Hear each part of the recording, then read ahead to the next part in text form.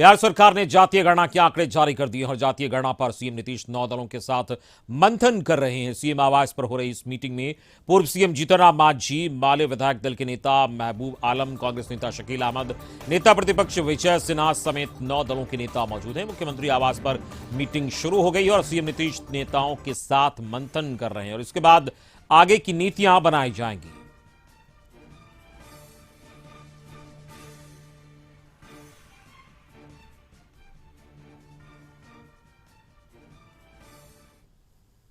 भारतीय जनगणना और बिहार सरकार और नीतीश जी को और सबको धन्यवाद।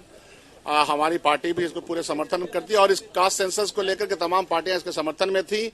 बीच में भारतीय जनता पार्टी के लोगों ने रखना डालने का कोशिश किया, कोर्ट का डायरेक्टली इनडायरेक्टली कोशिश किया, तो यह एक बहुत ही खुशाइन बात हुई है। इसका हम वेलकम करते हैं और आज मीटिंग उन्होंने बुलाई, हम लोग जा रहे हैं। अगर आप देखिए कि देश के अंदर जो है दिल्ली में या पटना में तो सामाजिक तौर पर कितना पिछड़ापन है, उसका तो सीट खाली रह जा रहा है ना, आरक्षित सीट जो है वो खाली रह जा रहा है, तो वो कैसे बढ़ेगा, ये सबसे बड़ा सवाल है। सीट अभी जिसका 3 होना चाहिए उसका 43 लोग बढ़े हुए हैं, जिसका 14 होना चाहिए वो 0 है, वो अभी सामने है, इसलिए वो डिमांड जरूर है। और आने वाला दिन में कास्ट के अनुपात में विकास योजनाओं को नियामक रूप दिया जाए और यथार्थपरक योजना तैयार किया जाए, इसी दिशा में बात होगी। जो होगा फिर हम आप मुसलमानों की आबादी 17% नहीं हुई है। मुसलमानों की आबादी पहले 16.9% था, अभी 17.7%। कहाँ आप लोग फिर में पड़े हुए? कोई बात नहीं। की बात आ रही है कि अरे पिछड़ा और अत्यंत पिछड़ा दलित आदिवासी की गिनती जो हो गई है, इस गिनती से भाजपा बौखला गई है, इससे भाजपा दिशाहीन हो गई, उसके पास कोई मुद्दा रहा नहीं। जातीय गणना के आंकड़ों की प्रामाणिकता पर सवाल उठने लगे हैं। बीजेपी प्रदेश अध्यक्ष सम्राट चौधरी, सांसद चिराग पासवान समेत कई नेताओं ने सवाल उठाए। हालांकि सरकार की तरफ से मंत्री विजय चौधरी ने कहा कि अगर किसी को आपत्ति है तो हम सुनने के लिए तैयार हैं।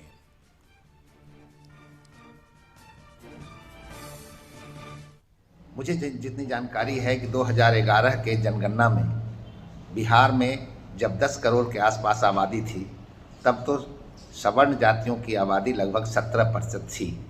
और अभी जो 2023 में नीतीश कुमार जी की सरकार ने जो जातीय जनगणना की रिपोर्ट प्रकाशित किया है, उसमें कुल मिलाकर सवर्ण जातियों की संख्या लगभग 11% तक सिमट गई है। तो मुझे लगता है कि निश्चित रूप से यह एक मैनिपुलेटेड जनसंख्या की रिपोर्ट है, जिस पर सरकार को पुनर्विचार करना चाहिए।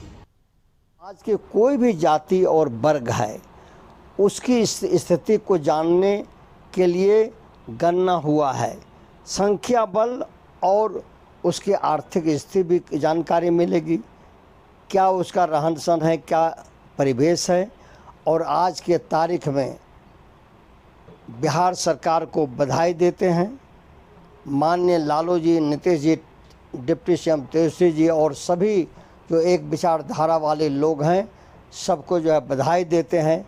बिहार दिशा दिया है।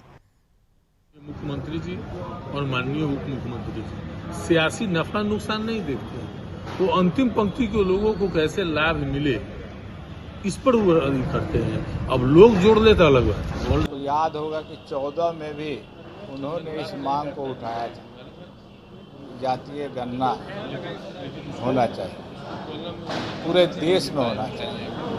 अभी बिहार में जब सरकार थी तो माननीय मुख्यमंत्री जी ने सर्वदलीय बैठक करके और प्रधानमंत्री से मिले, लेकिन उधर से जवाब नहीं मिलने के बाद तब बिहार सरकार ने तय किया कि अपने खर्च पे हम कराएं।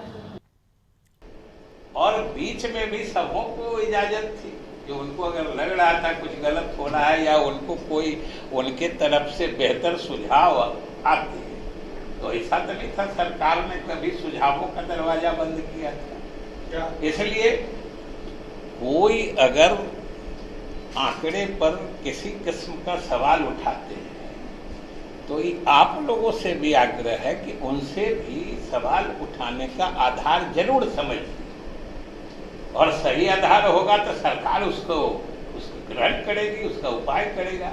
लेकिन ये भी गौर करना चाहिए कि सिर्फ राजनीति के लिए सवाल नहीं उठाने चाहिए।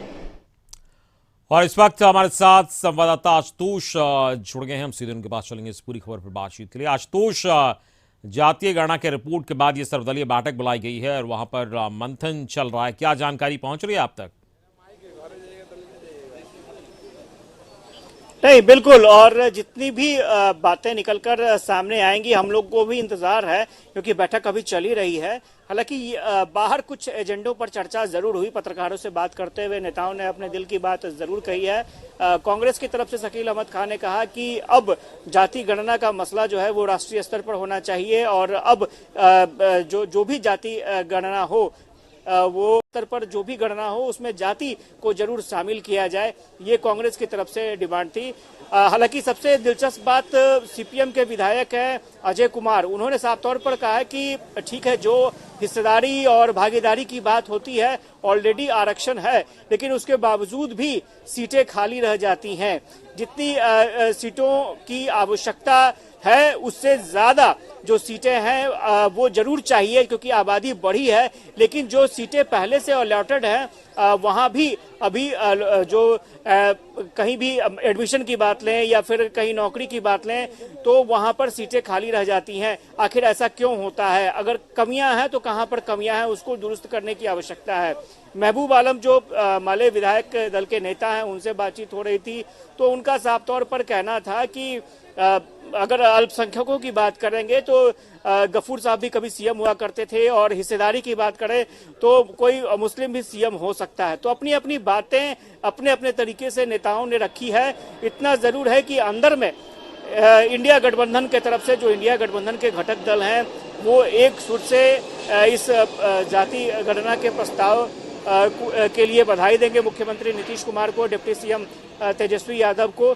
लेकिन साथ ही साथ अब मुझे जो लगता है कि अब डिमांड ये होगी कि एक प्रस्ताव केंद्र सरकार के पास भेजा जाए, राष्ट्रीय स्तर पर जाति गणना कराई जाए। ये भी आने वाले समय में देखने को मिल सकता है और मुझे लगता है कि ये प्रस्ताव भी, इस पर भी चर्चा हो सकती है अंदर।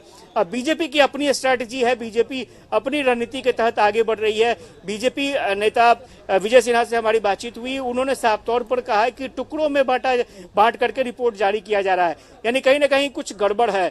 सबसे पहले तो आर्थिक स्थिति क्या है जातियों की, ये जानना बेहद ही जरूरी है। वो अगर जानकारी मिलती है तो उसके बाद ही बिल्कुल। आशुतोष, लेकिन एक और सवाल है कि जिस तरीके से ये सर्वदलीय बैठक बुलाई गई है और उससे पहले जो बयान आए हैं अलग अलग दलों के नेताओं के, और कई लोगों ने इस पर सवाल उठाया, कई लोगों ने कई बातें कही है, वहीं जो मंत्री विजय चौधरी उन्होंने कहा है कि अगर कोई ठोस आधार के साथ कोई बात अगर सामने आती है तो सरकार अपने स्तर से उस पर विचार भी करेगी उस सुझाव को लेकर। तो क्या लग रहा है, इस बैठक में इस तरीके की बातें सामने आने की उम्मीद है? नहीं, बिल्कुल, और सवाल अगर उठेंगे तो ठोस स्तर पर ही सवाल को उठाना होगा। हालांकि बीजेपी ने, मैंने पहले भी कहा कि बीजेपी ने अपनी स्ट्रैटेजी तय कर रखी है और ये कहा जा रहा है कि कई जातियां हैं, उन जातियों को उप जातियों में विभक्त कर दिया गया है, बांट दिया गया है, कोई ठोस जानकारी नहीं मिल पा रही है। तो ये एक अलग मसला है, वो भी देखना दिलचस्प होगा कि अंदर जो बातचीत हो रही है क्या उसमें इस पैटर्न पर कहीं चर्चा होती है या नहीं होती है। साथ ही साथ ये भी देखना दिलचस्प होगा कि जो आर्थिक रिपोर्ट है वो कब आएगी, क्योंकि जो सहयोगी दल है इंडिया गठबंधन के, वो चाहते हैं कि आर्थिक रिपोर्ट भी जारी हो। तो मुझे लगता है कि अंदर की बैठक में यह भी तय हो जाएगा कि आर्थिक रिपोर्ट कब पेश की जाएगी, क्योंकि उसके आधार पर बहुत सारी चीजें डिपेंड करेगी। और सीपीएम के नेता ने तो साफ तौर पर कहा है कि आर्थिक रिपोर्ट के आधार पर ही पता चल पाएगा कि कौन कौन सी जातियां अभी विकास के मामले में पिछड़ी हैं। तो सबसे पहले उन जातियों को आइडेंटिफाई करना पड़ेगा, वो सबसे इंपॉर्टेंट पहलू है।